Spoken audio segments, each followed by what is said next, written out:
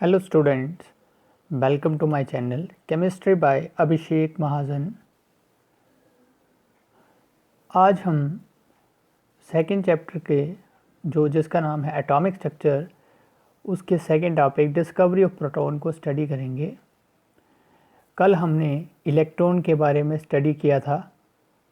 Electron के ऊपर negative charge होता है और प्रोटॉन के ऊपर पॉजिटिव चार्ज होता है।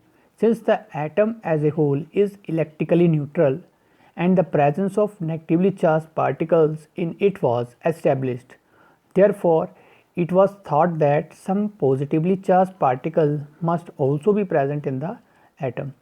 जैसे कि आपको पता है कि जो एटम है वो एज ए होल कैसा होता है, न्यूट्रल होता है। न्यूट्रल का मतलब जितना उसके ऊपर पॉजिटिव चार्ज उतना ही नेगेटिव चार्ज भी होता है। तो उसके लिए कुछ एक एक्सपेरिमेंट किए गए। तो जब वो कैथोड रे का एक्सपेरिमेंट किया जा रहा था तो साइंटिस्ट जो गॉल्स्टीन था उसने एक स्पेशल टाइप की डिस्चार्ज ट्यूब बनाई। He discovered new rays called, उसने नई तरह की रेज को डिस्कवर किया जिसका नाम दिया उसने canal raise. The name canal raise is dried from the fact that the raise travel in straight line, क्योंकि ये रेज भी क्या थी, स्ट्रेट लाइन में ट्रैवल करती थी through a vacuum tube in the opposite direction to cathode ray. ये जो कैथोड रेज थी, कल हमने भी जो पिछला लेक्चर था उसमें स्टडी किया था, जो कैथोड रेज थी वो क्या थी, नेगेटिव से पॉजिटिव टर्मिनल के ऊपर ट्रैवल करती थी। तो ये जो थी ये बिल्कुल उसके ऑपोजिट डायरेक्शन में थी। Pass through and emerge from a canal और hole in the cathode, they are also known as, इन रेज को उसने एनोड रेज भी नाम दिया। ये आप डिस्चार्ज ट्यूब इसमें देख सकते हो। यहाँ अगर ध्यान से देखें तो ये एक डिस्चार्ज ट्यूब है जिसमें पॉजिटिव और नेगेटिव दो इलेक्ट्रोड है। जो नेगेटिव है वो कैथोड होता है और जो पॉजिटिव है वो एनोड होता है। और यहाँ ये जो ग्लो दिख रहा है, ये जो आपकी लेफ़्ट साइड में ग्लो डिनोट कर रखा है, ये कैसे आ रहा है, जब एनोड रेज जो हैं वो यहाँ टकरा रही हैं। अब यहाँ ये मत समझना कि जो ये कैनाल रेज हैं या एनोड रेज है वो एनोड से ही आ रही है, एनोड से नहीं बल्कि बीच मिडल में जो इसमें गैसेस पार्टिकल हैं वो कैथोड रेज के साथ टकरा रहे हैं, वहाँ से वो जनरेट हो रही हैं। ठीक है, और उसके बाद हम प्रॉपर्टीज स्टडी कर लेते हैं एनोड रेज की। दे ट्रैवल इन स्ट्रेट लाइन, ये हमेशा स्ट्रेट लाइन में ट्रैवल करती हैं। और इनके ऊपर सेकंड है they carry a positive charge, इनके ऊपर पॉजिटिव चार्ज होता है। और they are made up of material particle, ये मटेरियल पार्टिकल से मिलके बनी होती है जो कॉन्स्टिट्यूट इसके पार्टिकल है, कुछ भी हो सकते हैं वो। Fourth one is the value of the charge on the particle constituting the anode ray is found to depend on nature of gas taken. जो चार्ज होगा किसी पार्टिकल पर एनोड रेज की, वो किसके ऊपर डिपेंड करेगा कि आपने कौन सी गैस ली है। देन फिफ्थ है the mass of the particles constituting the anode rays is found to depend on nature of gas taken. ये भी सेम वे में जो गैस ली है उसी के ऊपर पार्टिकल का मास भी डिपेंड करेगा। The charge to mass ratio of the particle is also found to depend on the gas taken. जो चार्ज टू मास रेशियो होता है वो भी गैस कौन सी आपने ली है उसी के ऊपर डिपेंड करेगा। Their behaviour in electric and magnetic field is opposite to that of observe for electron. इनमें जो इलेक्ट्रिक और मैग्नेटिक फील्ड का बिहेवियर है बिल्कुल उल्टा होता है किसके, इलेक्ट्रॉन, क्योंकि इलेक्ट्रॉन के ऊपर नेगेटिव चार्ज, इसके ऊपर पॉजिटिव चार्ज होता है। उसके बाद हमारे पास आता है origin of anode rays. These rays are believed to be produced as a result of the knockout of the electrons from the gaseous atom by the bombardment of high speed electron of the cathode rays on them। ये जो raise हैं ये कैसे generate हुई, मैंने अभी आपको बताया था कि जो कैथोड रेज हैं, कैथोड के नेगेटिव चार्ज रेज होती हैं, यानी कि नेगेटिव चार्ज इलेक्ट्रॉन के ऊपर भी होता है। तो जो गैसेस एटम है जब उनके साथ टकराती हैं तब ये रेज जनरेट होती हैं। These anode rays are not emitted from the anode.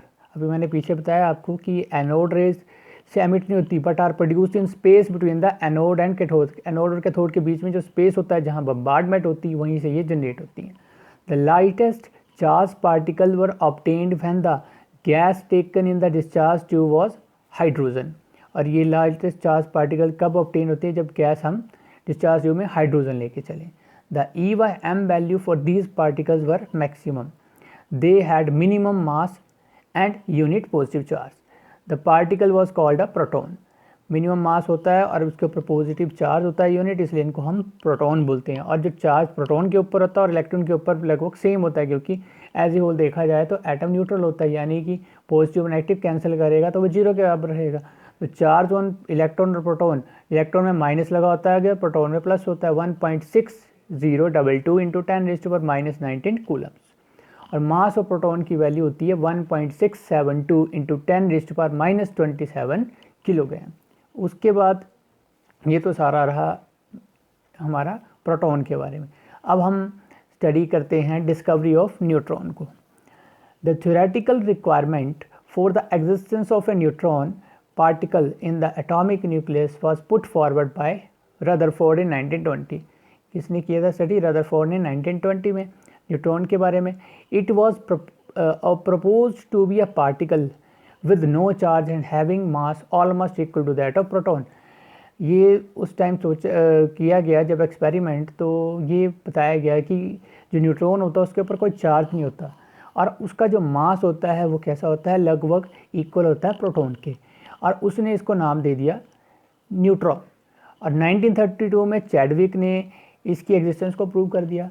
He observe that when a beam of, कोई बीम है अल्फा पार्टिकल का, जब वो क्या मान लो हीलियम है, उसको इंसिडेंट किया बेरिलियम के ऊपर, तो नई तरह का एक जो पार्टिकल बना, it had mass almost equal to that of a proton. और जो नया पार्टिकल है उसका मास बिल्कुल किसके इक्वल था? जो नया पार्टिकल था ऑलमोस्ट इक्वल टू प्रोटॉन का जो होता है मास 1.674 इंटू 10⁻⁻27 किलोग्राम।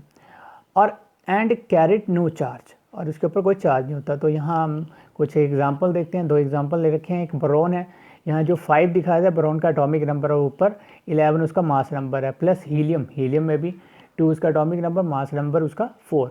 और जब ये रिएक्शन होगी तो क्या बन गया? 5 और 2 7 हो गए, यानी कि नाइट्रोजन बन गया।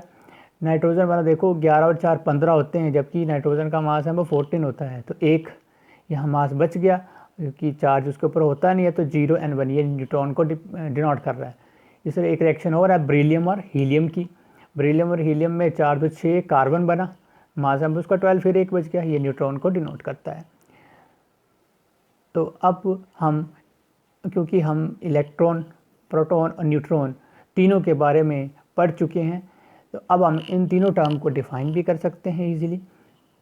सबसे पहले इलेक्ट्रॉन। इलेक्ट्रॉन क्या होता है? एक fundamental particle which carries 1 unit negative charge, जिसके ऊपर 1 यूनिट नेगेटिव चार्ज होता है, and has a mass nearly equal to 1/1837 of that of hydrogen atom. इतना छोटा होता है उससे। प्रोटॉन की बात करें, प्रोटॉन आपको पता है उसके ऊपर पॉजिटिव चार्ज होगा 1 यूनिट, और उसका मास जो है लगभग किसके बराबर होता है? हाइड्रोजन एटम के। उसके बाद लास्ट हमारा आता है neutron, a fundamental particle which carries no charge. एक फंडामेंटल पार्टिकल जिसके ऊपर कोई चार्ज नहीं होता, पर उसका मास जो है लगभग किसके इक्वल होता है? हाइड्रोजन एटम के। तो हाइड्रोजन का मास 1 होता है, तो न्यूट्रॉन का भी 1 के ही इक्वल होता है। तो आज हमने जो स्टडी किया, हमने एक डिस्कवरी ऑफ प्रोटॉन और डिस्कवरी ऑफ न्यूट्रॉन के बारे में कर लिया है। पिछले टॉपिक में हमने इलेक्ट्रॉन के बारे में भी स्टडी कर लिया था। अब कुछ एक इसके बाद मॉडल्स आएंगे, जो थॉमसन मॉडल था या रदरफोर्ड मॉडल था या बोहर मॉडल था एटॉमिक स्ट्रक्चर के लिए, वो हम अपने नेक्स्ट लेक्चर में स्टडी करेंगे। अगर आपको मेरी ये वीडियो अच्छी लगी तो इसे लाइक करें, शेयर करें और मेरे चैनल को सब्सक्राइब करें।